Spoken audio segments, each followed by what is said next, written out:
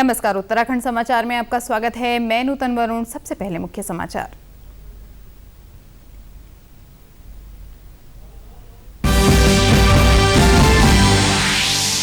हरिद्वार में कुंभ महापर्व के अंतिम शाही स्नान में सभी अखाड़ों के साधु संतों ने प्रतीकात्मक तौर पर किया चैत्र पूर्णिमा का पावन स्नान। मेलाधिकारी दीपक रावत ने कहा, कोविड गाइडलाइंस का किया गया पालन। मुख्यमंत्री तीरथ सिंह रावत ने देहरादून के सेलाकुई में ऑक्सीजन प्लांट का किया निरीक्षण।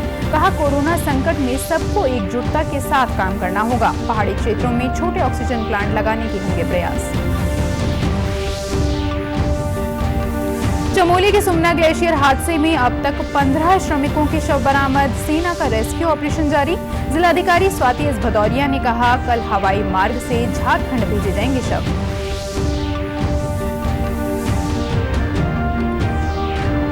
और देहरादून में कर्फ्यू के चलते बंद रहे बाजार। अनावश्यक घूमने वालों पर लगा जुर्माना। कोटद्वार उधम सिंह नगर में भी कर्फ्यू से सड़कों पर पसरा सन्नाटा। 3 मई की सुबह तक जारी रहेगा कर्फ्यू।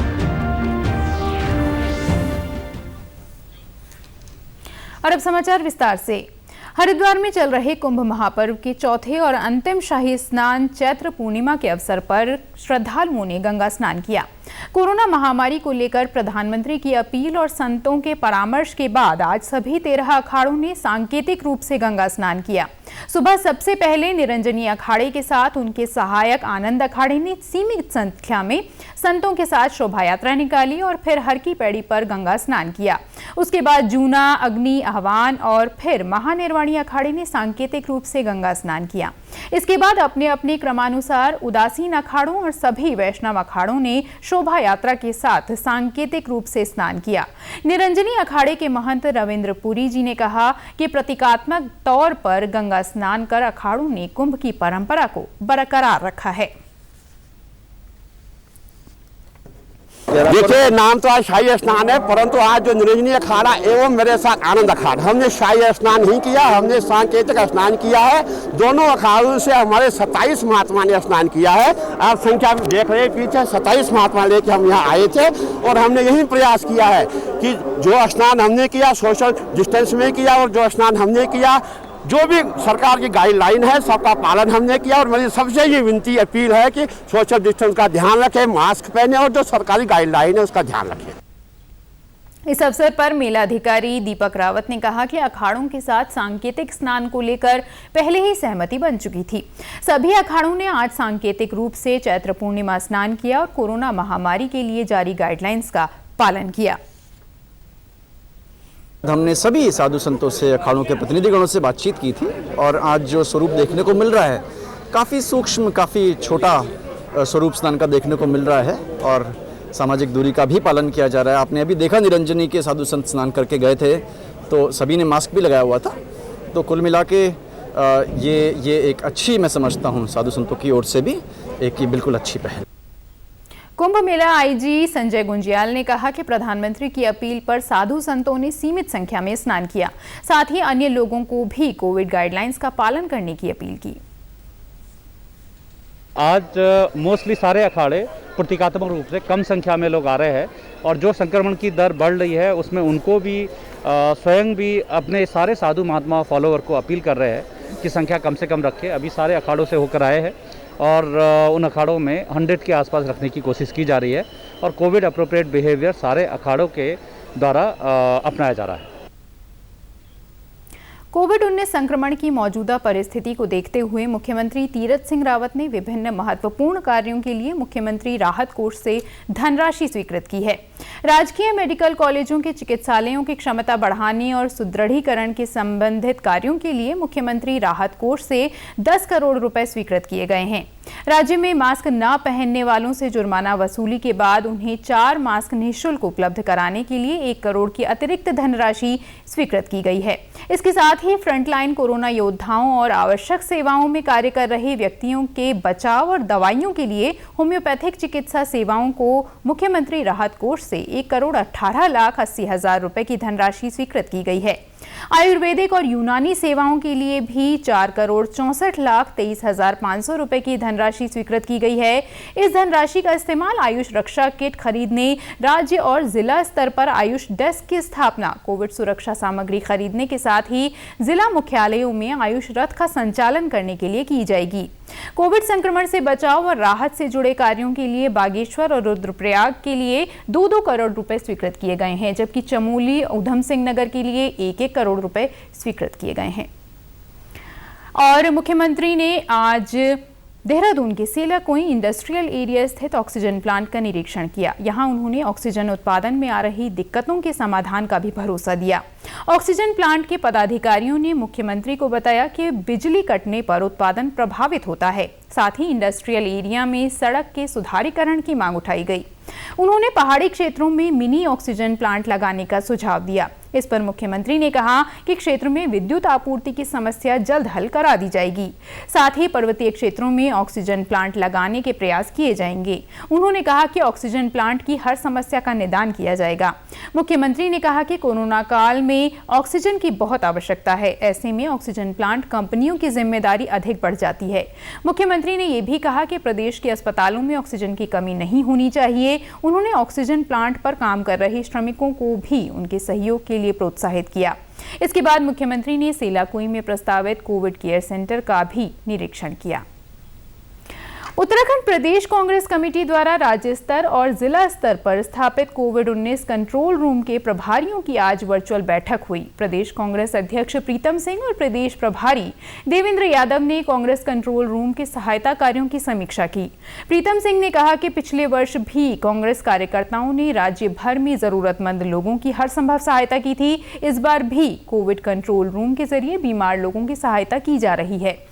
उन्होंने पार्टी के नेताओं और कार्यकर्ताओं से लोगों की हर संभव मदद करने की अपील की। साथ ही अपनी सुरक्षा का भी ख्याल रखने के लिए आग्रह किया।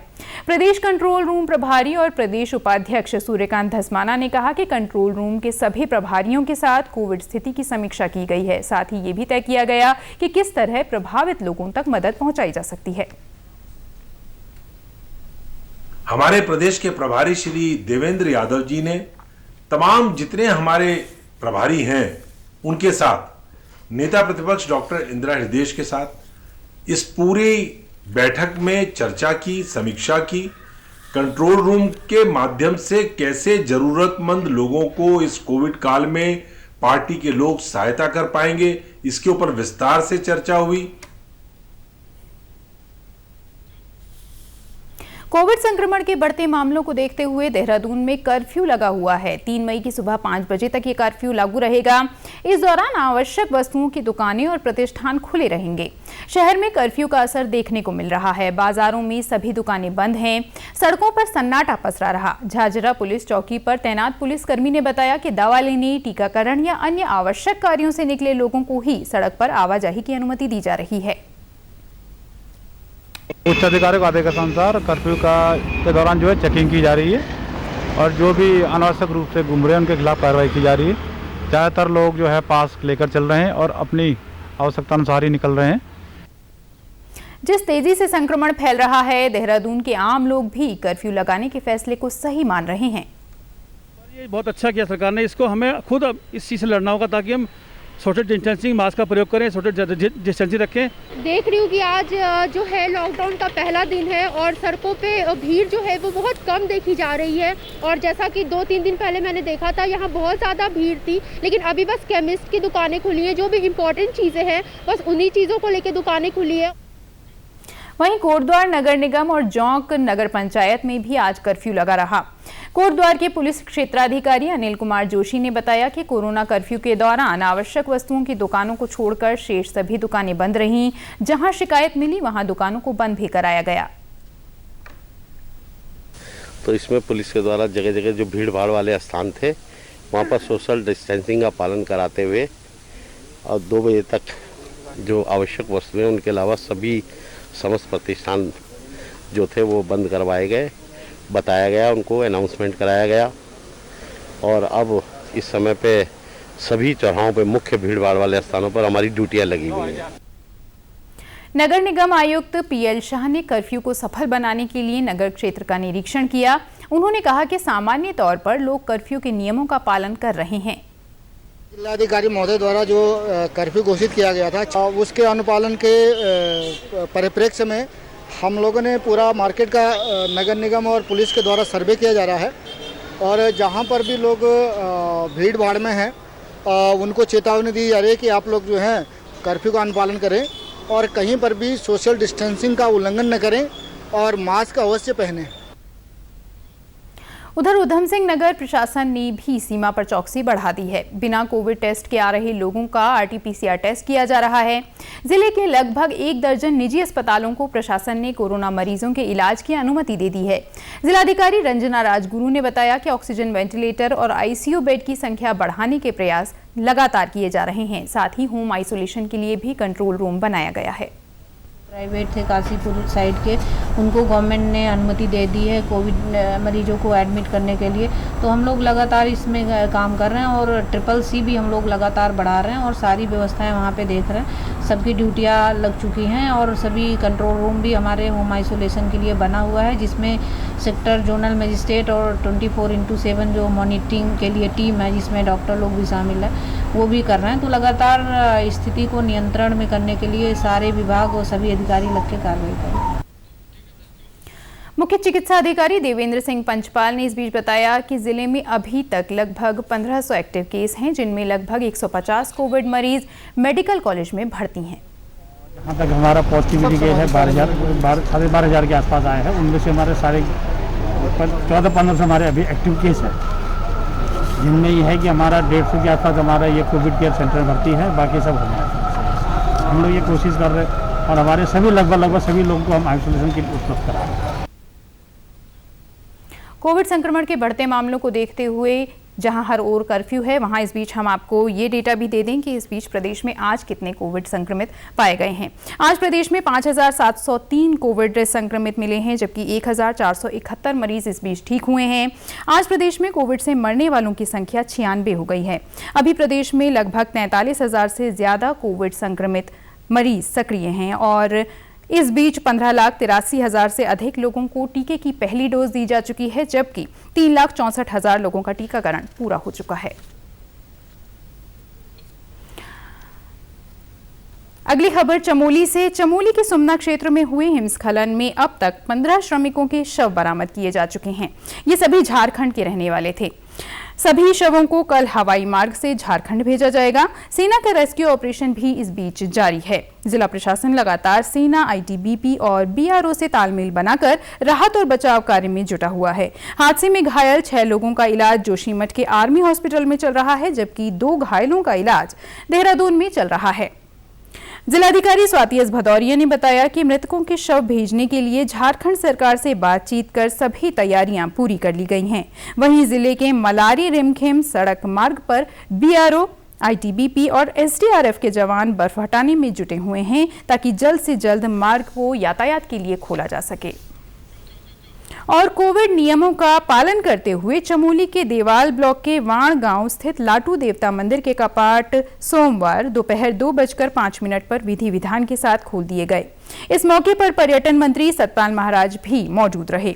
उन्होंने लोगों से कोविड नियमों का पालन करने, शारीरिक दूरी बनाए रखने और नियमित रूप से मास्क पहनने तथा कोविड वैक्सीन जरूर लगवाने की अपील की है।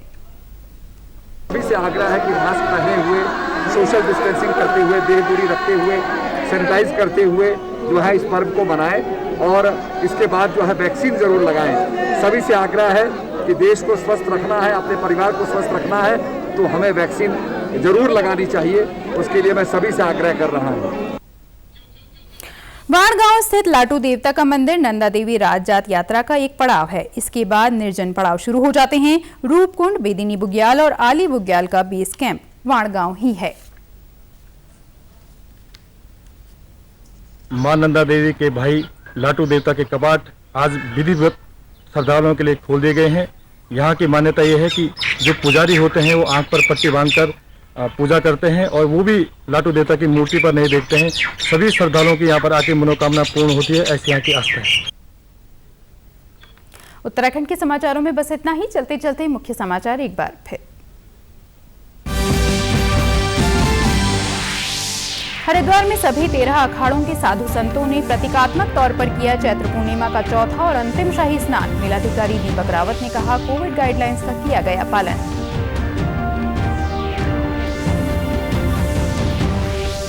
मुख्यमंत्री तीरथ सिंह रावत ने देहरादून के सेलाकुई में ऑक्सीजन प्लांट का किया निरीक्षण। कहा, कोरोना संकट में सबको एकजुटता के साथ काम करना होगा। पहाड़ी क्षेत्रों में छोटे ऑक्सीजन प्लांट लगाने के होंगे प्रयास। चमोली के सुमना ग्लेशियर हादसे में अब तक 15 श्रमिकों के शव बरामद। सेना का रेस्क्यू ऑपरेशन जारी। जिलाधिकारी स्वाति एस भदौरिया ने कहा, कल हवाई मार्ग से झारखंड भेजे जाएंगे शव।